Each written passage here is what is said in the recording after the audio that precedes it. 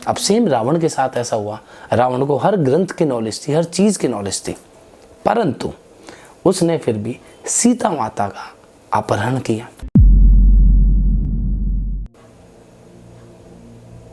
नमस्कार दोस्तों, आपका फिर से स्वागत है हमारे नए एपिसोड में, नए श्लोकों के उच्चारण के साथ और कुछ छोटी मोटी ज्ञान की बातों के साथ और मेरे सवालों के साथ। हाँ यार, 3-4 एपिसोड के बाद तूने सवाल पूछा है, पूछ। मैंने इसलिए नहीं पूछा, कोई सवाल बचा नहीं था, तो अब मैंने कुछ आया दिमाग में तो सोचा कि पूछ लेता हूँ। चल एक्स्ट्रा ऑर्डिनरी होगा कुछ, काफी दिनों के बाद पूछा तूने। एक चीज पूछनी थी भैया, वैसे जैसे ग्रंथों में भी लिखा हुआ है कि जो रावण थे वो बहुत ही ज्ञानी थे और बहुत ज्यादा मतलब उनको एक ज्ञान, हर चीज का ज्ञान था रावण को। जैसे ब्राह्मण को होता है ना, एक जो प्रॉपर ब्राह्मण होता है जिन्हें हर चीज का ज्ञान होता है, रावण को था ज्ञान। हाँ, बट फिर भी उनकी जो छवि है वो लोगों के सामने एंड में बुरी ही बनी, या क्या है इतना ज्ञान, मतलब ये इसलिए पूछा है, क्या पता। नहीं, मैं समझ गया कि मतलब इतना ज्ञानी होने के बावजूद भी उसने गलत काम क्यों किया, लोगों के सामने रावण की छवि क्यों खराब है। एग्जैक्टली। क्यों लोग नहीं चाहते कि हमारा पुत्र या हमारा कोई भी सदस्य रावण की तरह बने, है ना। तो इसका उत्तर यही है। जो हमारा ये अध्याय चल रहा है, इसमें भी भगवान श्री कृष्ण अर्जुन को अपनी ग्लोरी के विषय में बता रहे हैं, ज्ञान की बात बता रहे हैं। और इसका एंड श्लोक भी इसी चीज से रिलेटेड है। उसमें भी कृष्ण जी अर्जुन से कह रहे हैं कि मैंने तुझे सारी ग्लोरी के विषय में तो बता दिया, परंतु ये सब जानने के बाद भी तेरा प्रयोजन क्या, मतलब तेरे को समझ में आई है बात, नहीं आई है, उस चीज को क्या समझा तू, उस चीज से, उस चीज को लागू करना, उस चीज को अच्छे से गहराई से समझ में आई या नहीं। सुन तो सारे लिए। तो यही रावण की बात पे आते हैं। रावण को हर चीज का ज्ञान था, ज्ञान हर चीज का था कि ये भगवान की ये चीज है, अच्छाई क्या है, बुराई क्या है, परंतु उसने वो चीज लागू नहीं की। अब यहाँ पर वही बात आती है, हमें पता है कि पूजा अर्चना करनी चाहिए, ये सारी चीज़ करनी चाहिए, परंतु हम दिल से अगर वो चीज़ करेंगे और उसको अपनी लाइफ में लागू करेंगे तो ही वो चीज़ मतलब मानने योग्य है।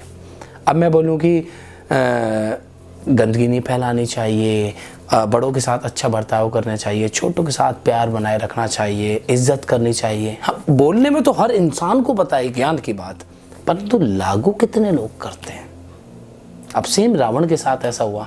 रावण को हर ग्रंथ की नॉलेज थी, हर चीज की नॉलेज थी, परंतु उसने फिर भी सीता माता का अपहरण किया और वो मर्यादा तोड़ दी जो किसी भी ज्ञानी पुरुष को नहीं तोड़नी चाहिए। एक गलती की, और जो कि सबसे बड़ी गलती थी। सेम यही गलती बाली ने भी की थी जब श्री राम ने बाली को मारा था। लोग कहते हैं ना कि भगवान ने छल से मारा बाली को, परंतु बाली ने इतना दुष्कर्म किया था, किसी और की पत्नी को अपने पास रखा हुआ था। ठीक है, राज्य हड़प लिया, वो सब चीजें कर ली, परंतु ये दुष्कर्म था, ये गलत चीज थी। किसी की वाइफ को अपने पास रख लिया बंधक बनाकर। तो किसी गलत चीज को करने के लिए, किसी गलत चीज को सुधारने के लिए अगर आपको कुछ छल भी करना पड़े, वो जायज है। तो रावण ने भी ऐसी ही गलती की और मारा गया। ज्ञान होने के बावजूद भी उसने अज्ञानियों वाली बात की।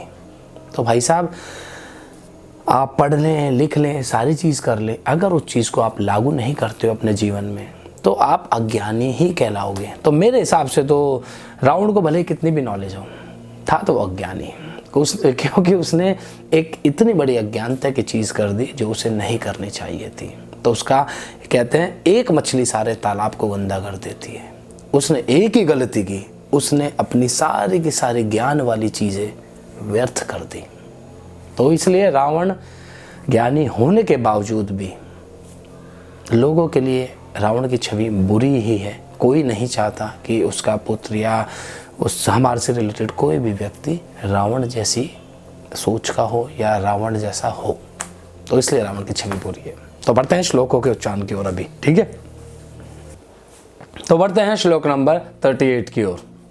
दंडो दम्य तामस्मि नीतिरस्मि जिगिष्ताम मौनम चैवास्मि गृह्णाम ज्ञानम ज्ञानवतामहम।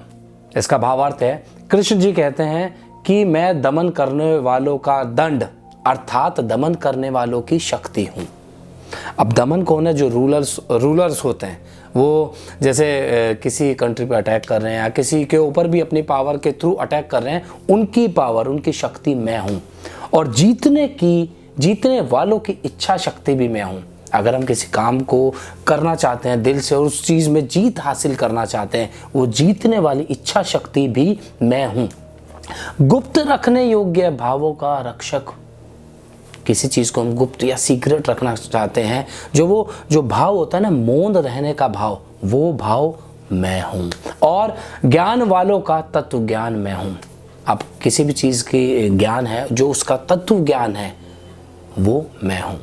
तो इसी ग्लोरी के साथ बढ़ते हैं श्लोक नंबर 39 की ओर। यच्चापि सर्वभूतानां बीजम तदहम अर्जुन न तदस्ति विना यतस्य न्याम्या भूतम चराचरम। इसका भावार्थ है, कृष्ण जी कहते हैं कि पहले श्लोक के कंटिन्यूएशन में, और हे अर्जुन, जो सब भूतों की उत्पत्ति का कारण है वह भी मैं ही हूँ। सब भूत कौन? हम सब जीव जंतु जितने भी हैं इस दुनिया में, सब भूतों की उत्पत्ति का कारण कृष्ण जी हैं, मैं ही हूँ। क्योंकि ऐसा चर और अचर कोई भी भूत नहीं है जो मुझसे रहित हो।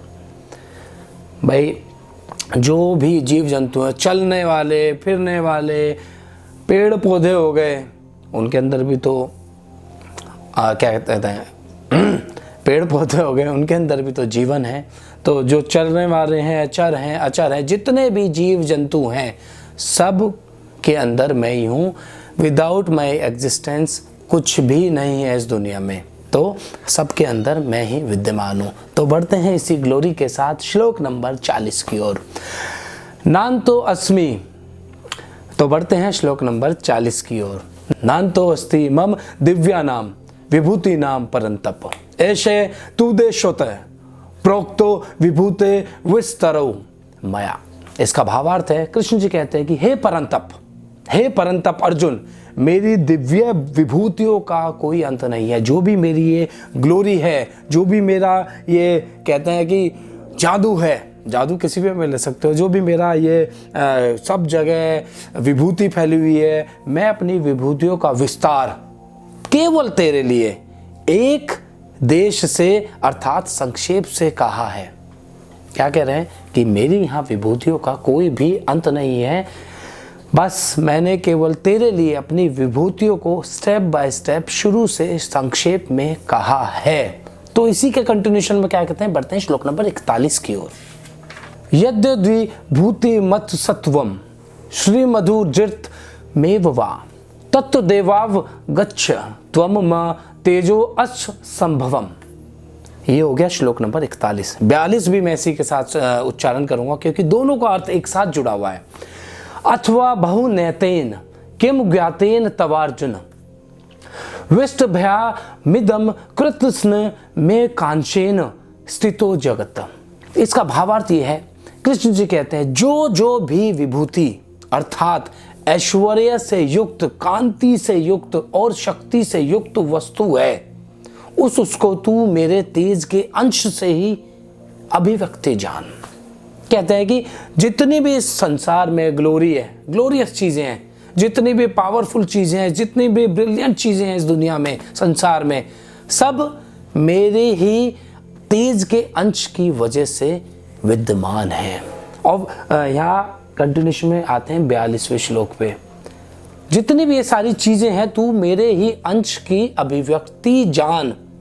अब क्या कह रहे हैं अगले श्लोक में, अथवा हे अर्जुन, इस बहुत सारे ज्ञान को जानने का तेरा प्रयोजन क्या है।